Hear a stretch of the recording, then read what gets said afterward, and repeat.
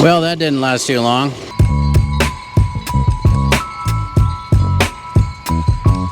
Hey, what's up YouTube? Dan the Fix-It Man. Got another quick video here for you. Got my AC unit making noise again, and what I did about a month and a half ago is I took the top off and I tried to oil the condenser motor.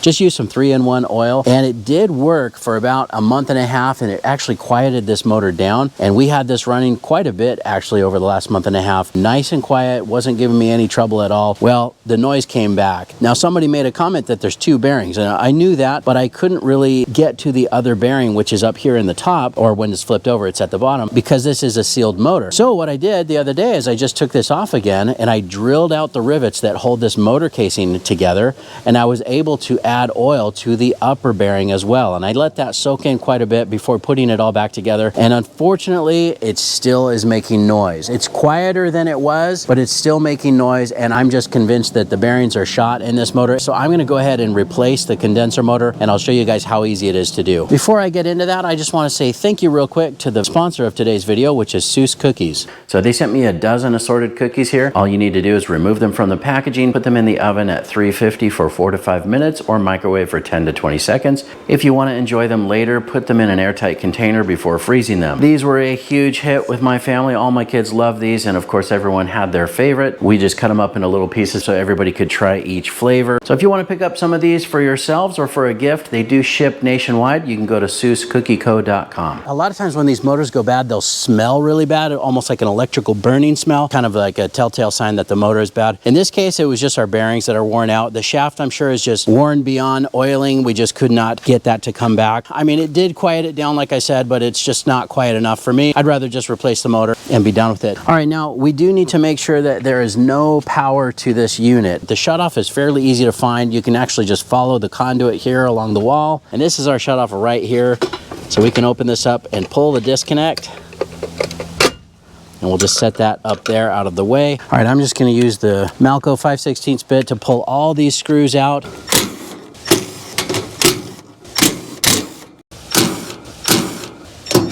Now here's our access panel. I'm also going to pull this off.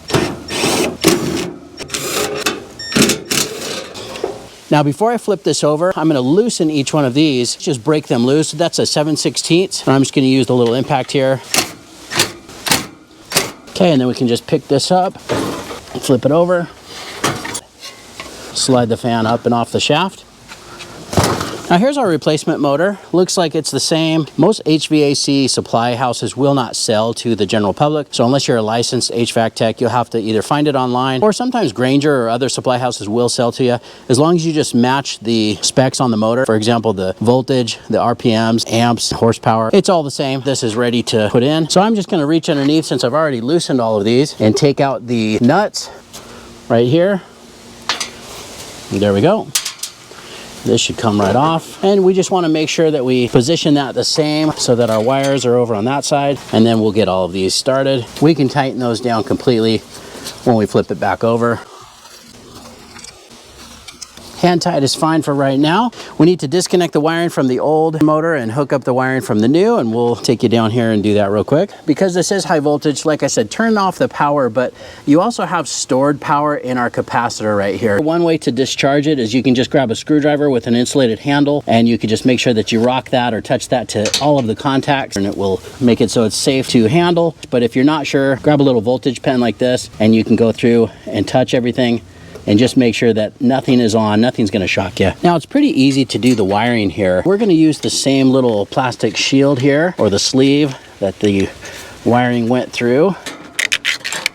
And just trying to be careful to not damage any of the wiring.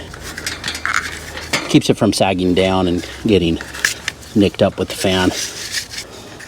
You can see this actually sits right in there, and that takes it down underneath. I'm just gonna cut the zip tie here that was holding the old wires together, and we're just going to go through and replace the wires one at a time. All right, well, let's start here with the black wire. So this is just going into the bottom of the contactor, and we want to take our new one, just slide it up in there.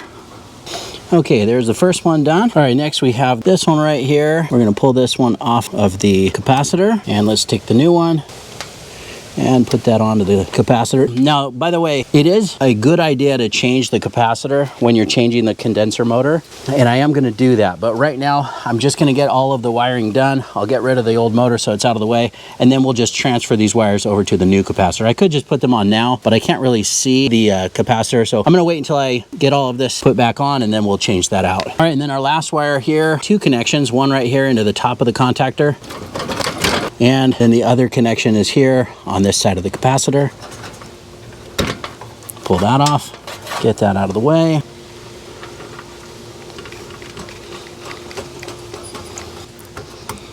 Okay, here's our new capacitor, and so I could just start transferring this. I'm gonna go ahead and loosen it first. Just has one little strap right here holding it on.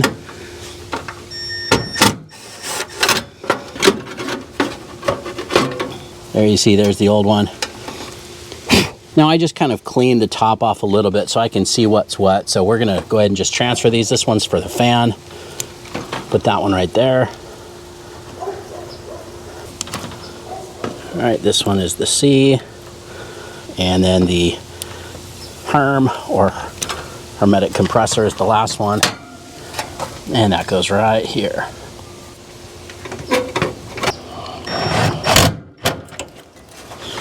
All right, and then I'm just gonna bundle these wires back together, and we'll just put a little zip tie on here.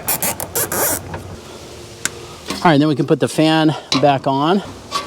Now this was really close to the end of the shaft. I'm just gonna put it in the same place.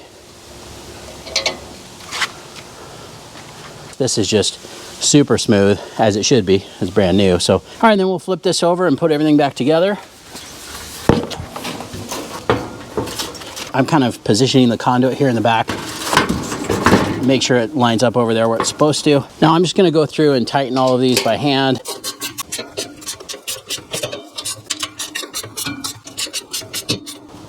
Just nice and snug, don't get too carried away. You don't wanna snap those off. That's the socket I'm using here from that little Makita impact set, which is really nice to have. All right, then we can put all these screws back in up here at the top.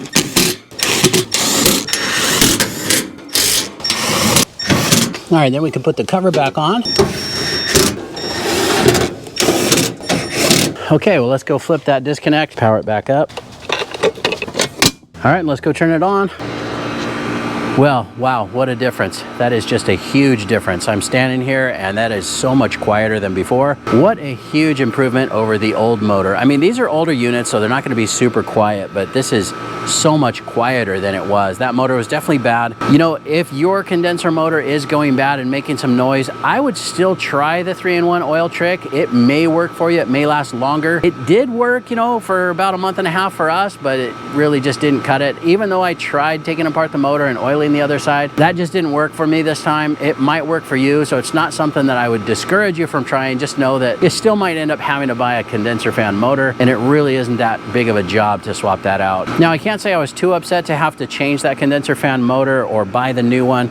They're not cheap, but you know, it did last 20 years, and if I can get another 20 years out of this, even with this old unit, I'd be happy with that. I hope you liked the video. Please give it a thumbs up and subscribe if you don't mind. That does help me out. I'll get a link in the description where you can pick up some of these same parts and tools used in the video as well. And thanks again to Seuss Cookies for sponsoring this video. That was very nice of them. The cookies were delicious. Everybody enjoyed them, and I'll probably be ordering some more from them soon. Thanks so much for watching, and good luck.